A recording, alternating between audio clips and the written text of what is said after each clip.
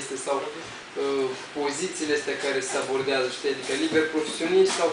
Eu aș vrea să știu pe cineva care ar vrea să găsească un medic care să fie antreprenor, dar nu medic, sau să găsească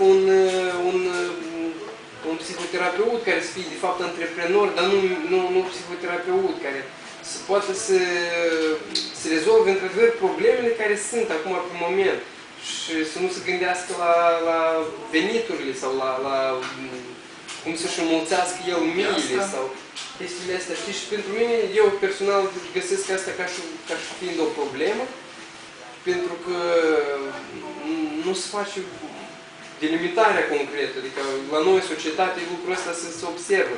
El nu e polițist, dar el e mai mult antreprenor decât polițist, el nu e procuror, el e mai mult antreprenor decât procuror, sau... Este spărghii de a-ți duce business-ul, așa că nu înțeleg pe băieți. Da, ok, și atunci înseamnă noi suntem așa o societate de antreprenori și noi cumva ar trebui să ne... Te apuca de iPhone ăștia care poate să aducă în bani și să nu ți-ți strâns, da? Și folosesc atunci. Da, asta și eu cred că asta și-ar fi o diferență, pentru că ca și valoarea la noi banul e superior acum. Cred că noi cu asta ne băgăm alea că politică și nu ar trebui. De ce în politică?